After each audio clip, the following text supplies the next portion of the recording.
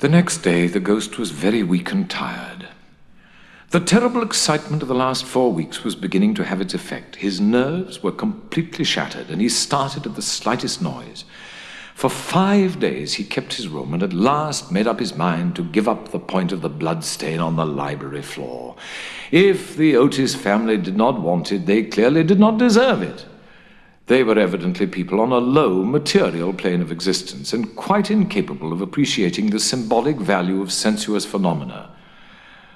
The question of phantasmic apparitions and the development of astral bodies was, of course, quite a different matter, and really not under his control.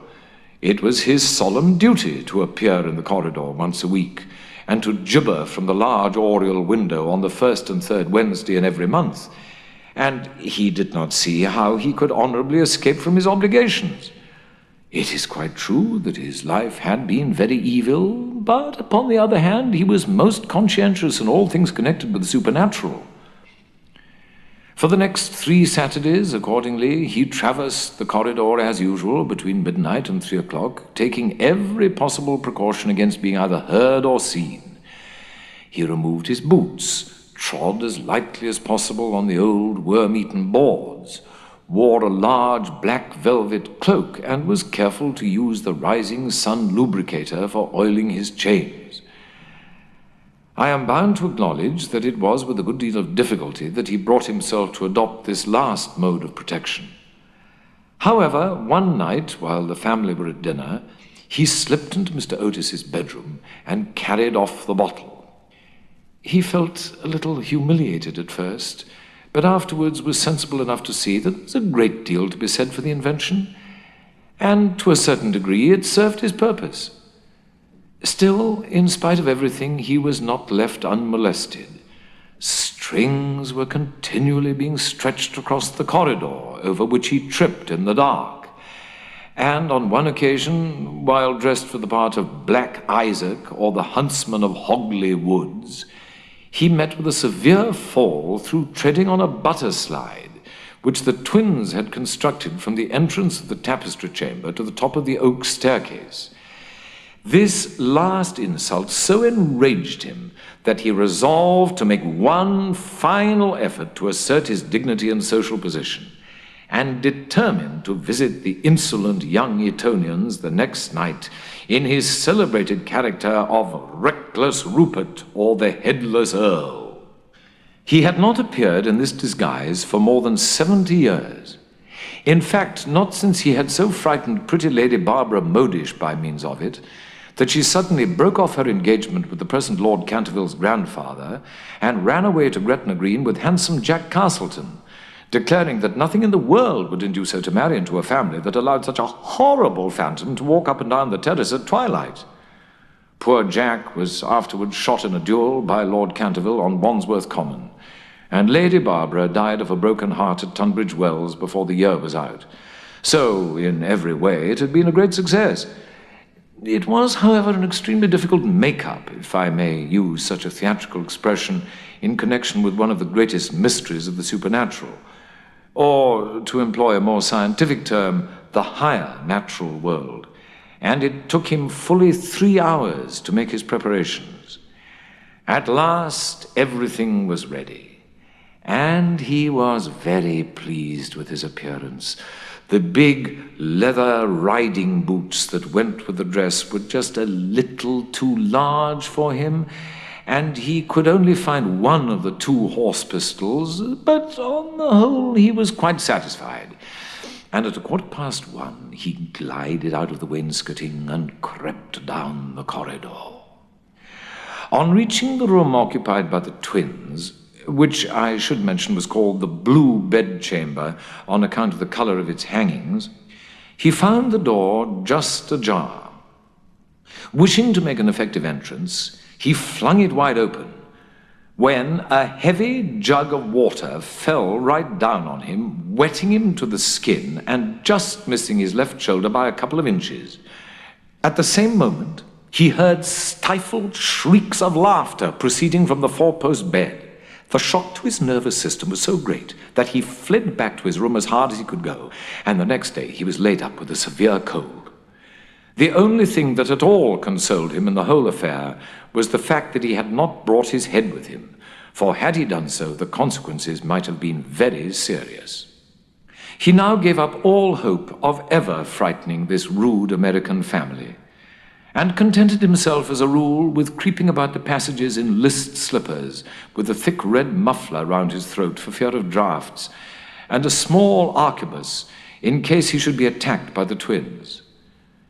The final blow he received occurred on the 19th of September.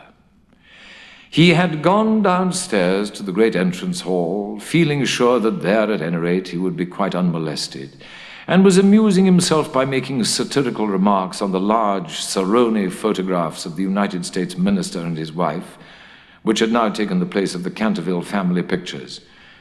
He was simply but neatly clad in a long shroud, spotted with churchyard mould, had tied up his jaw with a strip of yellow linen, and carried a small lantern and a sexton's spade. In fact, he was dressed for the character of Jonas the Graveless, or the corpse snatcher of Chertsey Barn, one of his most remarkable impersonations, and one which the Cantervilles had every reason to remember, as it was the real origin of their quarrel with their neighbour, Lord Rufford. It was about 2:15 in the morning, and as far as he could ascertain, no one was stirring. As he was strolling towards the library, however, to see if there were any traces left of the bloodstain, suddenly there leaped out on him from a dark corner 2 figures, who waved their arms wildly above their heads and shrieked out, "Boo!" in his ear. Seized with a panic, which under the circumstances was only natural, he rushed for the staircase, but found Washington Otis waiting for him there with a big garden syringe. And being thus hemmed in by his enemies on every side, and driven almost to bay, he vanished into the great iron stove, which, fortunately for him, was not lit, and had to make his way home through the flues and chimneys, arriving at his own room in a terrible state of dirt, disorder, and despair. After this, he was not seen again on any nocturnal expedition. The twins lay in wait for him on several occasions, and strewed the passages with nutshells every night, to the great annoyance of their parents and the servants. But it was of no avail. It was quite evident that his feelings were so wounded that he would not appear. Mr. Otis consequently resumed his great work on the history of the Democratic Party, on which he had been engaged for some years. Mrs. Otis organized a wonderful clam bake which amazed the whole county. The boys took to lacrosse, euchre, poker, and other American national games, and Virginia rode about the lanes on her pony, accompanied by the young Duke of Cheshire, who had come to spend the last week of his holidays at Canterville Chase. It was generally assumed that the ghost had gone away, and, in fact, Mr. Otis wrote a letter to that effect to Lord Canterville, who, in reply, expressed his great pleasure at the news, and sent his best congratulations to the minister's worthy wife. The Otises, however, were deceived, for the ghost was still in the house, and though now almost an invalid, was by no means ready to let matters rest, particularly as he had heard that among the guests was the young Duke of Cheshire, whose grand uncle, Lord Francis Stilton, had once bet 100 guineas with Colonel Carberry that he would play dice with the Caterville Ghost, and was found the next morning lying on the floor of the card-room in such a helpless paralytic state that though he lived on to a great age, he was never able to say anything again but double sixes. The story was well known at the time, though, of course, out of respect to the feelings of the 2 noble families, every attempt was made to hush it up, and a full account of all the circumstances connected with it will be found in the 3rd volume of Lord Tattle's Recollections of the Prince Regent and His Friends. The ghost, then, was naturally very anxious to show that he had not lost his influence over the Stiltons, with whom, indeed, he was distantly connected, his own first cousin having been married en secondes noces to the Sieur de Bulkley, from whom, as everyone knows, the Dukes of Cheshire are lineally descended. Accordingly, he made arrangements for appearing to Virginia's little lover in his celebrated impersonation of the vampire monk or the bloodless Benedictine.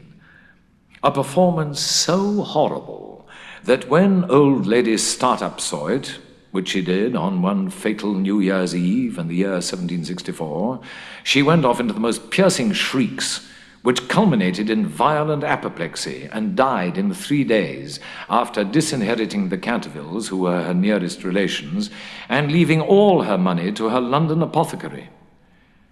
At the last moment, however, his terror of the twins prevented his leaving his room, and the little Duke slept in peace under the great feathered canopy in the royal bedchamber and dreamed of Virginia. A few days after this, Virginia and her curly-haired cavalier went out riding on Brockley Meadows, where she tore her habit so badly in getting through a hedge that on their return home she made up her mind to go up by the back staircase so as not to be seen. As she was running past the tapestry chamber, the door of which happened to be open, she fancied she saw someone inside, and thinking it was her mother's maid, who sometimes used to bring her work there, looked in to ask her to mend her habit. To her immense surprise, however, it was the Canterville Ghost himself. He was sitting by the window, watching the ruined gold of the yellowing trees fly through the air, and the red leaves dancing madly down the long avenue. His head was leaning on his hand, and his whole attitude was one of extreme depression. Indeed, so forlorn and so much out of repair did he look, that little Virginia, whose first idea had been to run away and lock herself in her room, was filled with pity and determined to try and comfort him. So light was her footfall, and so deep his melancholy, that he was not aware of her presence till she spoke to him. "I am so sorry for you," she said, "but my brothers are going back to Eton tomorrow, and then, if you behave yourself, no one will annoy you." "It is absurd asking me to behave myself," he answered, looking round in astonishment at the pretty little girl who had ventured to address him. "Quite absurd. I must rattle my chains and groan through keyholes and walk about at night, if that is what you mean. It is my only reason for existing." "It is no reason at all for existing, and you know you've been very wicked. Mrs. Umney told us the first day we arrived here that you'd killed your wife." "Well, I quite admit it," said the ghost petulantly, "but it was a purely family matter and concerned no one else." "It is very wrong to kill anyone," said Virginia, who at times had a sweet Puritan gravity caught from some old New England ancestor. "Oh, I hate the cheap severity of abstract ethics. My wife was very plain, never had my ruffs properly starched, and knew nothing about cookery. Why, there was a buck I had shot in Hogley Woods, a magnificent pricket, and do you know how she had it sent up to table? Oh, however, it's no matter now, for it's all over, and I don't think it was very nice of her brothers to starve me to death, though I did kill her." "Starve you to death? Oh, Mr. Ghost! I mean, Sir Simon, are you hungry? I have a sandwich in my case. Would you like it?" "No, thank you. I never eat anything now. But it is very kind of you all the same, and you are much nicer than the rest of your horrid, rude, vulgar, dishonest family." "Stop!" cried Virginia, stamping her foot.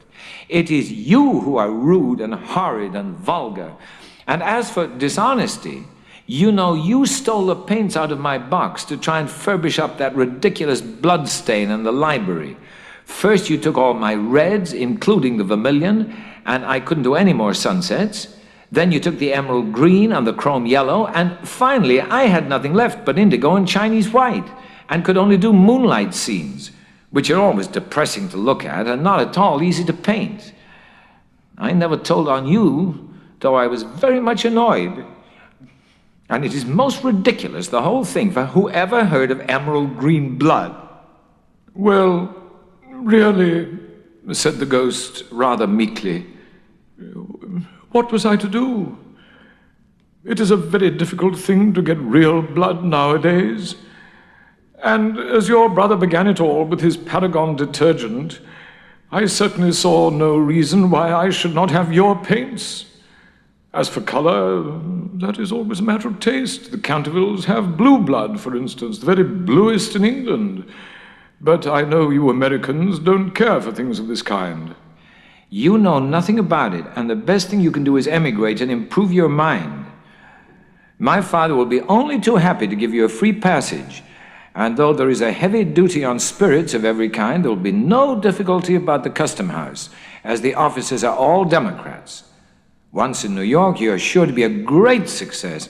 I know lots of people there who would give $100,000 to have a grandfather, and much more than that to have a family ghost. I don't think I should like America.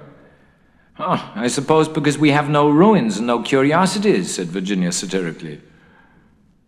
No ruins, no curiosities, answered the ghost. You have your navy and your manners.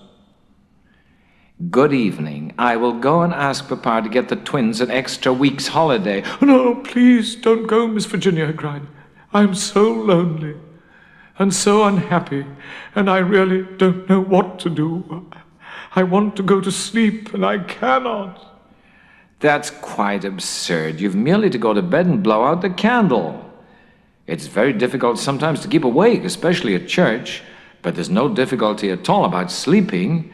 Why, even babies know how to do that, and they're not very clever. I have not slept for 300 years, he said sadly, and Virginia's beautiful blue eyes opened in wonder. For 300 years I have not slept, and I'm so tired. Virginia grew quite grave, and her little lips trembled like rose leaves. She came towards him, and kneeling down at his side, looked up into his old withered face. Poor, poor ghost, she murmured. Have you no place where you can sleep? Far away, beyond the pine woods, he answered in a low, dreamy voice, there is a little garden. There the grass grows long and deep. There are the great white stars of the hemlock flower. There the nightingale sings all night long.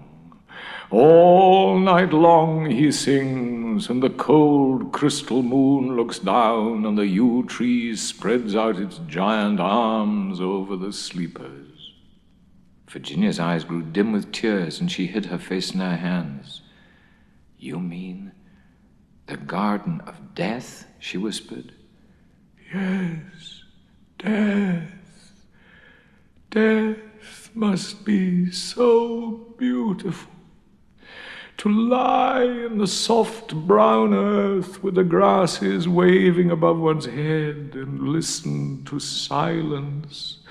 To have no yesterday and no tomorrow.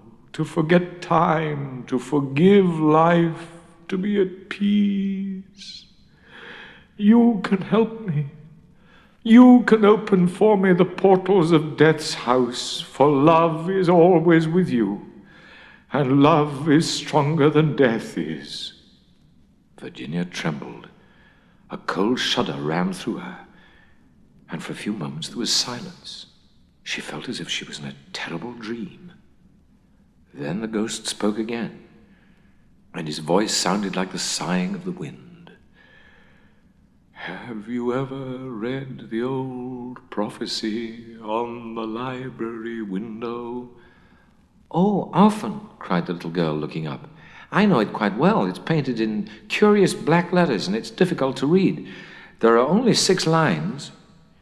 When a golden girl can win prayer from out the lips of sin, when the barren almond bears, and a little child gives away its tears, then shall all the house be still, and peace come to Canterville. But I don't know what they mean. They mean, he said sadly, that you must weep with me for my sins, because I have no tears. and pray with me for my soul, because I have no faith.